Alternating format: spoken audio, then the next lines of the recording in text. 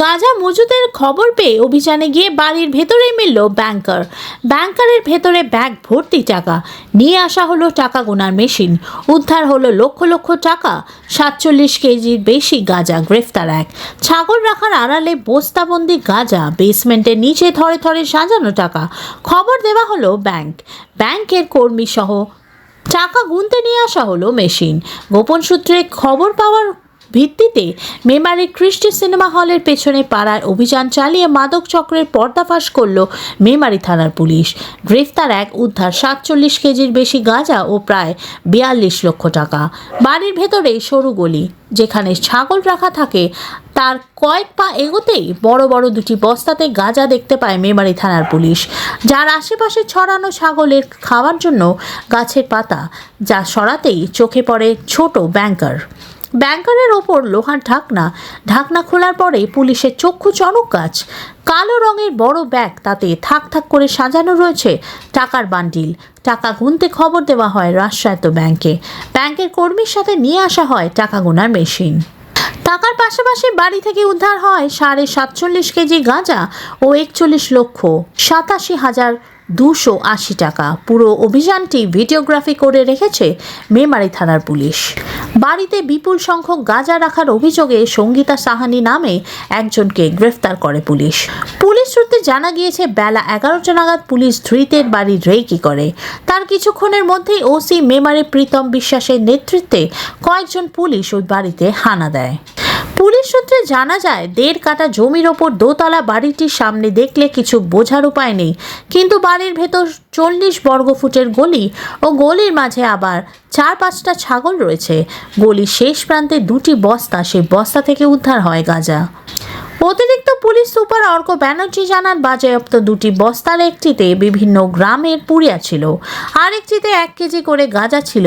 দুপুরে গাঁজা ও টাকা উদ্ধার হয়। তারপরে ব্যাংকের লোক টাকা গোনার যন্ত্র নিয়ে আসে। 3.5 ফুট লম্বা কালো রঙের ব্যাগের 500 থেকে 20 টাকা পর্যন্ত রাখা ছিল। প্রায় 2 ঘন্টা ধরে ব্যাংক কর্মী টাকা গুনেছে। জেলা পুলিশ সূত্রে জানা গেছে, ওই বাড়ি থেকেই যেমন গাঁজা বিক্রি করা হতো, তেমনই জেলা জুড়ে এখান থেকে গাঁজাও পাচার করা হতো। এই চক্রে আরও কেউ জড়িত থাকার সম্ভাবনাও রয়েছে। কোথা থেকে গাঁজা আসতো, কোথায় বিক্রি করা হতো, বিস্তারিত তদন্ত চলছে। বৃহস্পতিবার ধৃতকে বর্ধমান আদালতে পেশ করা হবে। ব্যুরো রিপোর্ট, আরজি সমাচার।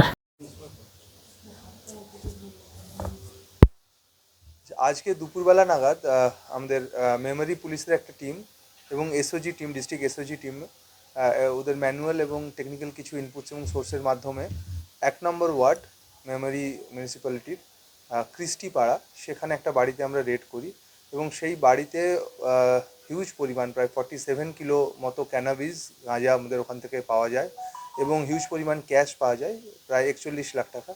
পরবর্তীকালে এসডিপিও সদস্যদের নেতৃত্বে পুরো জিনিসটাকে সিজ করা হয়। যেহেতু হিউজ পরিমাণ ক্যাশ ছিল, আমরা ব্যাঙ্ক অফ বরোদাকে একটা রিকুইজিশন করি এবং সেখান থেকে কাউন্টিং মেশিন আসে এবং তাদের এক্সপার্টরা আসে এবং তাদের উপস্থিতিতে পুরো ক্যাশটা কাউন্টিং করা হয় এবং সিজার করা হয় প্রপার প্রসিডিওর মেনে।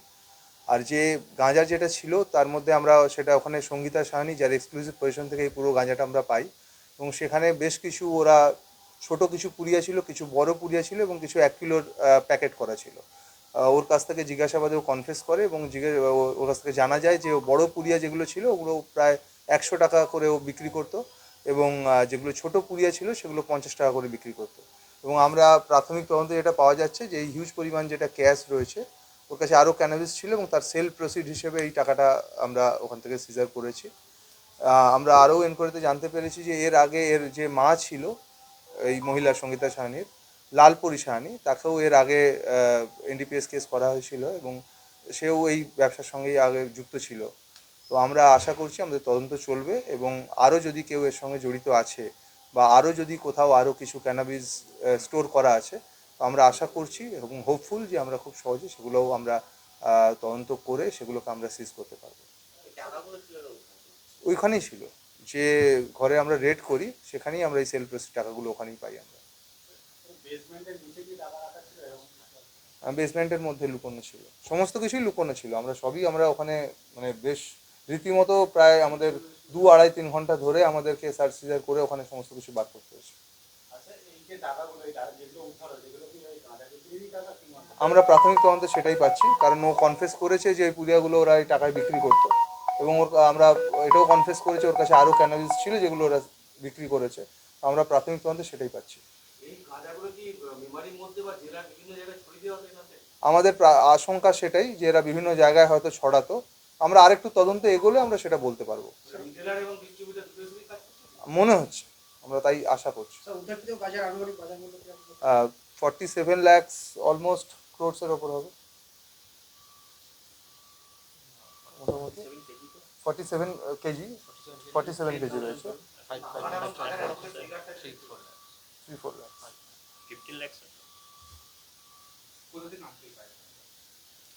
সেটা আমরা তো ওদেরকে ইন্টারভিউশনের পর আমরা পিসি নিয়ে আসবো, পিসি নেওয়ার পর আমরা এটা বলতে পারবো। হ্যাঁ, বাড়িটি আমরা খোঁজ করছি, সম্ভবত মানে এর মায়ের বা এর বাড়ির আর কারো আছে আমরা জেনে নেব। যেহেতু এর মায়ের সঙ্গে যুক্ত আমরা জানতে পারলাম, তো আমরা আশঙ্কা করছি, আমরা দেখি, আমরা খোঁজ করছি এটা।